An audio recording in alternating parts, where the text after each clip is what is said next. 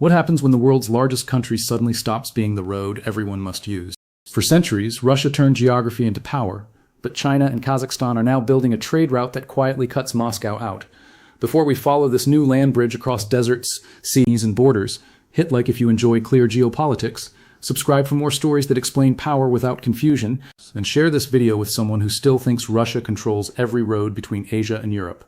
For a long time, that belief made sense. Look at a map. China sits on the eastern edge of Eurasia. Europe sits on the western edge. Between them lies a massive stretch of land filled with railways, pipelines, old Soviet borders, and Russian influence. If goods moved by land from Chinese factories to European markets, the easiest path usually went north, through Russia and Belarus. This gave Moscow something more valuable than transit fees.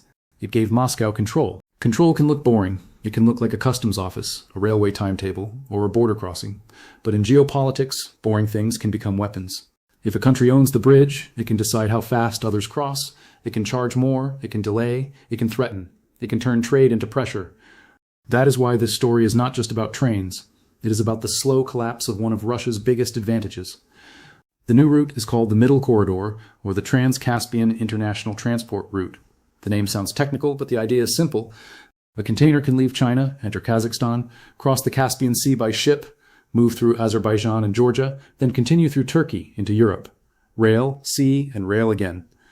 The most important detail is not the distance. It is the country missing from the route. Russia. That missing country changes everything. It means European companies can reduce exposure to Russian territory. It means China gains another doorway to the West. It means Kazakhstan can stop being treated like Russia's backyard and start acting like a central platform. It also means Vladimir Putin's old dream of Russia as the unavoidable manager of Eurasia is under attack, not by tanks but by tracks, ports, and contracts.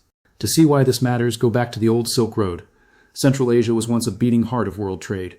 Caravans crossed deserts and mountains carrying silk, spices, metal, paper, stories, and ideas. Cities grew rich because the world had to pass through them. Then sea trade rose. Ships became cheaper and safer than caravans. The old road faded, and Central Asia slowly moved from the center of trade to the edge of it. Russia later filled that space with empire, railways, and security pressure. The Soviet Union tied Central Asia to Moscow. After the Soviet collapse, the new republics became independent on paper, but many of their routes, banks, media links, and security habits still pointed north. Moscow did not need to occupy everything. It only needed to remain the gatekeeper. For years, the Middle Corridor existed more as a promise than a real rival. There were plans in the 1990s. There were regional agreements in the 2010s. The Baku-Tbilisi-Kars Railway opened in 2017, linking Azerbaijan, Georgia, and Turkey. China launched the Belt and Road Initiative in 2013, pouring attention into routes to the west. But the northern route through Russia was still bigger, smoother, and familiar. Companies do not change routes because a map looks interesting. They change when the old route becomes risky. That risk exploded in 2022. Russia invaded Ukraine, and the West answered with heavy sanctions. Suddenly, every shipment through Russia carried questions. Could payments be blocked? Could insurance become expensive? Could a company face reputational damage? Could political tension shut down a crossing? Europe did not just want alternatives anymore. It needed them. The Middle Corridor moved from a side project to a strategic escape route. Kazakhstan became the key. Without Kazakhstan, the route is only a dream. With Kazakhstan, it becomes a system. The country is huge, rich in minerals, and perfectly placed between China and the Caspian. It shares a very long border with Russia, which makes its choices dangerous. Kazakhstan cannot simply insult Moscow and walk away.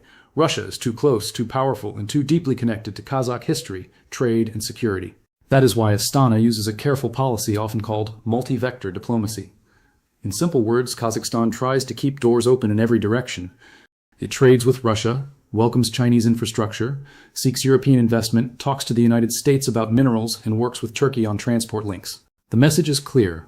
Kazakhstan will cooperate with everyone, but it does not want to belong to anyone. The Middle Corridor gives that policy a physical shape. A new rail line is not just steel. It is a political option. A larger port is not just concrete. It is a way to negotiate better terms. A faster border crossing is not just efficiency. It is independence measured in hours. Every improvement says the same thing to Moscow. Kazakhstan has other roads now. This is what makes the situation painful for Russia.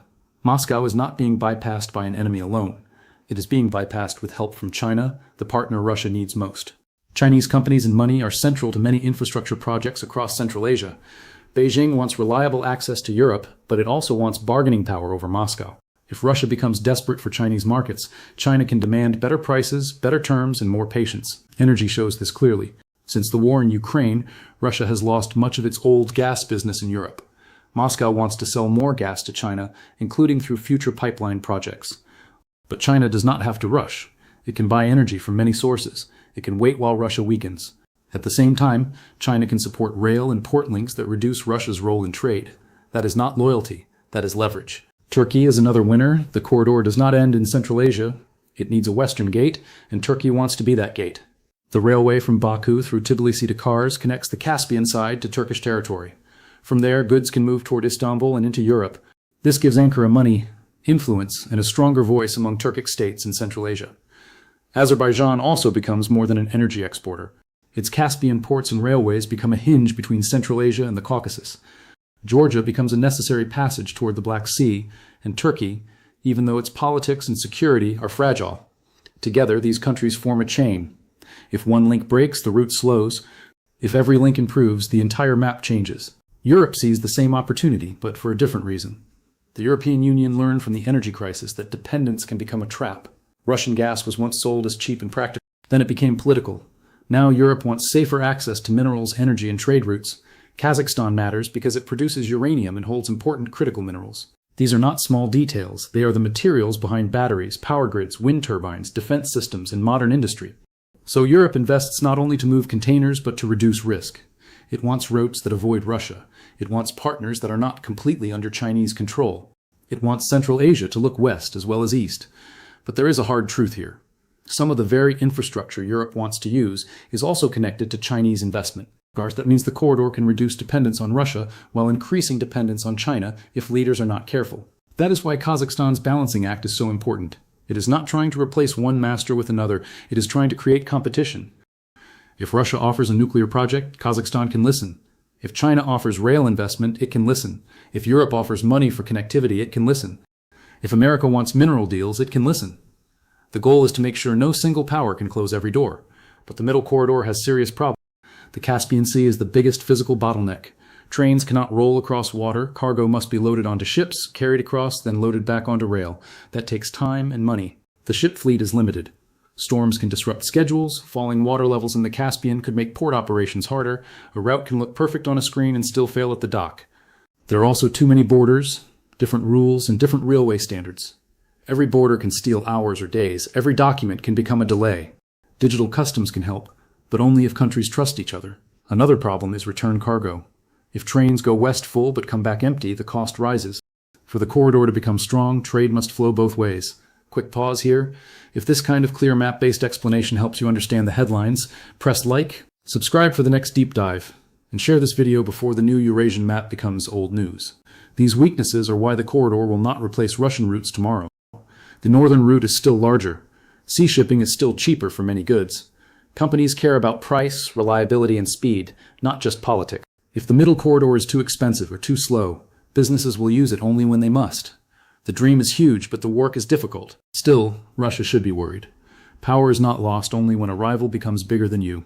Sometimes power is lost when people stop needing you. Russia can still move cargo. It can still pressure neighbors. It can still sell energy. But its strongest weapon was necessity. Europe needed Russian gas. Central Asia needed Russian routes. China needed Russian territory.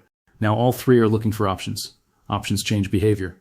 If Kazakhstan has another way to reach Europe, it can negotiate with Moscow more confidently. If Europe can buy minerals and uranium through non-Russian routes, it has more security. If China can reach the west through Kazakhstan and the Caucasus, it does not have to depend only on Russian railways. The bridge Russia controlled is still standing, but a second bridge is rising beside it. This is a quiet form of punishment for Moscow. Russia wanted to use geography as a fortress. Instead, its war pushed others to build around the fortress. The invasion of Ukraine did not just damage Russia's reputation, it made Russian territory feel unsafe for global business. And once business learns a new path, it does not always go back. The emotional part of this story is that Central Asia is no longer only the place where empires pass through. It is trying to become a place that decides. Kazakhstan wants to process minerals at home, not just export raw material. Uzbekistan wants better connections. Azerbaijan wants to be a gateway.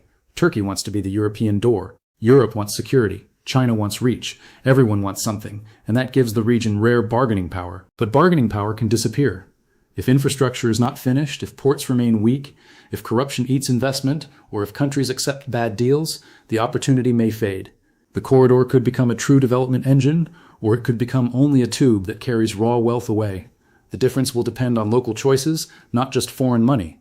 That is why the next few years matter. Watch the Caspian Sea, because water and ships can decide whether the route is smooth or slow. Watch Kazakhstan, because its balance between Russia, China, Europe, Turkey, and America will define the corridor's soul.